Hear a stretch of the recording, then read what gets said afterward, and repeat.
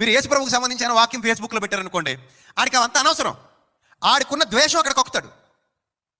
ఫేస్బుక్లో కామెంట్లు రాస్తుంటాడు వచ్చి, యేసు ప్రభుని తిడతాడు, లేదా మరియమ్మని తిడతాడు, నేను తిడతాడు, బైబిల్ని తిడతాడు, ఇంకోటి ఏదో తిడతాడు. ఆ రకంగా అతనికి ఉన్నటువంటి ఆ కుళ్ళు, ఆ నీచత్వాన్ని కక్కేసి వెళ్ళిపోతాడు అక్కడ. ఇంకొంతమంది ఉంటారు, వాళ్ళ హిందూ దేవి దేవతల ఏవో విగ్రహాలు లేకపోతే ఫోటోలో ఏవో పెడతారు. సరే, నీకు నచ్చలేదు విగ్రహం, నీకెందుకు అనవసరం, వదిలే, వాళ్ళ ఇష్టం అది. నీకు నచ్చలేదయ్యా, నీకు నచ్చకపోతే వాళ్ళకి నచ్చకూడదని రూల్ ఏమైనా ఉందా? వాళ్ళు విగ్రహారాధన చేస్తారు, వాళ్ళ ఇష్టం అది. నీకు నచ్చకపోతే నువ్వు వదిలేయి. వాళ్ళని ఎద్దేవా చేయడానికి నీకు అధికారం లేదు, వాళ్ళని తప్పు పట్టడానికి నీకు అధికారం లేదు, వాళ్ళని తక్కువ చేసి మాట్లాడడానికి నీకు అధికారం లేదు. వాళ్ళకి నచ్చింది లీగల్గా వాళ్ళు చేసుకుని వెళ్ళిపోతారు.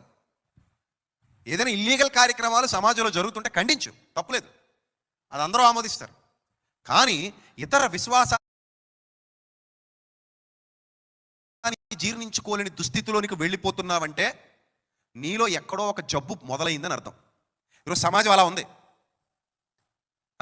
నేను యేసు ప్రభువుని నమ్ముకుంటే నీకెందుకు, నేను అల్లాహ్ని నమ్ముకుంటే నీకెందుకు, లేదా నేను రాముని నమ్ముకుంటే నీకెందుకు, నేను ఎవరు నమ్ముకుంటే నీకెందుకు, అది చూసి వారవలేని దుస్థితి నీకెందుకు, అంత ద్వేషం నీకెందుకు, నన్ను చంపాలని ఆలోచన నీకెందుకు, నన్ను కొట్టాలన్న ఆలోచన నీకెందుకు. అక్కడ మారాలి సమాజం మొత్తం, అప్పుడే సత్యం వెలుగులోకి వస్తుంది.